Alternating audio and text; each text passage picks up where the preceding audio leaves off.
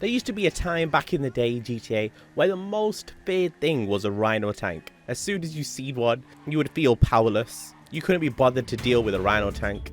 And yeah, you try and dodge every single cannon that comes your way. But somehow back then it wasn't that easy to run away from one.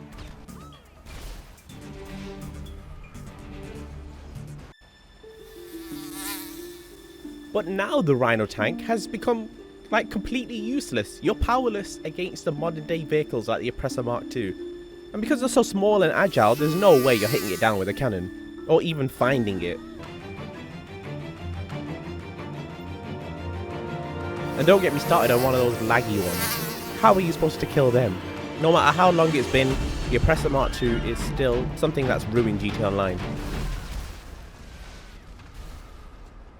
I started my channel off car meets. It's literally just GTA car meets. And this is actually what my videos look like back in the days.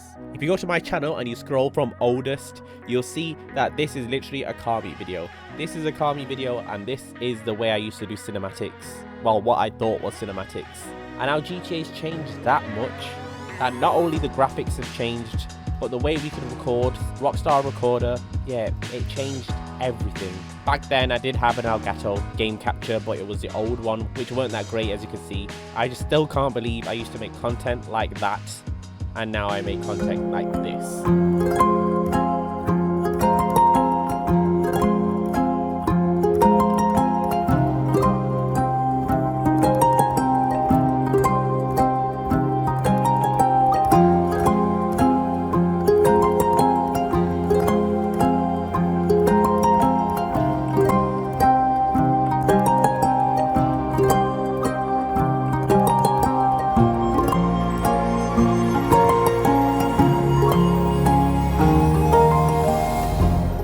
Rallying back then, it was such a fun pastime. It still is now. There was no really set rally car.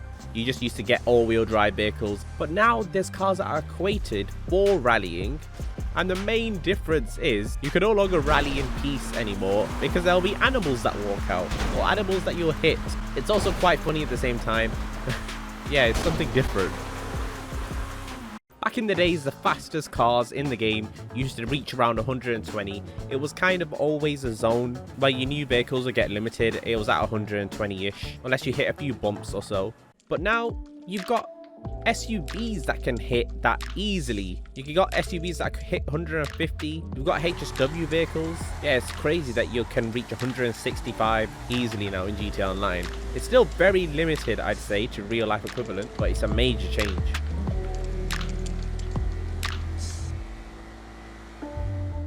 I'm sure you guys remember the day when there was only one place where you could customize your car, and that was only LSC. But it was pretty cool because it used to populate the area and make every LSC like some sort of meeting point. But now you have, of course, the LSC. But oh wait, you've also got your office garage where you can customize your vehicle. And then you've also got your auto shop where you can customize your vehicle. You then have the MOC, which you can move around and customize your vehicle. You've got your Avenger, where you can customize your vehicle and fly around. You can do up your vehicle in the arena workshop. You have the LS Car Meet, where you can customize your vehicle and get a drift tune and get a HSW upgrade. You can customize your vehicle in the agency. You can customize your vehicle in Benny's. I just feel like the possibilities are endless now. Look at how far we've come. Drifting back in the day, it was nearly all skill, and in most cases we'd have to lower our cars, we'd have to make the sacrifice of having no bulletproof tires, and we'd have to make sure that we've got the right car for it. Not every car can drift in GTA. You'd have to pick a vehicle like the Rapid GT, the Futo. They all had kind of different amateur to pro spectrums for drifting. Now you can put low grip tires on any car and put on drift tunes as well on some cars. And this is more like one of my drift recordings now.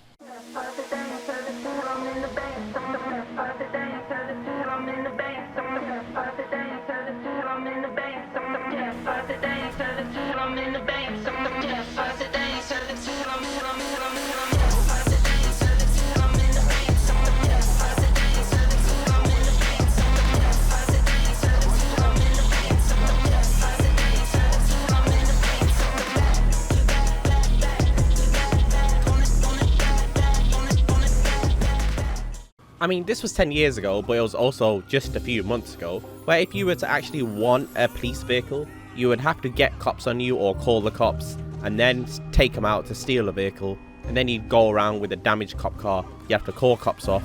It was just so much effort to have a single cop car, something we wanted for so long. But now we've got options to actually buy a vehicle. Expensive options, I'm not gonna lie. I feel like Rockstar scrapped a Cops DLC, they wanted to somehow get the money out of it, so they charged stupid money for these police vehicles. But that's besides the point. Yeah, you can now just call your own police vehicle, even though they still are a bit glitched and they don't go into LSC. And why are Rockstar not fixing this?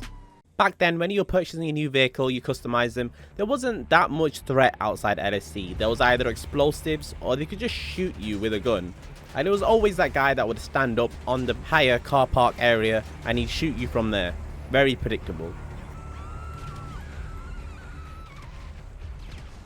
But now, kind of in a good way, there's so many different ways of attacking someone.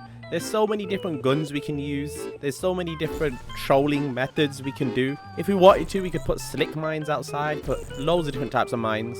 You can atomize people, you can troll people in the most funniest of ways.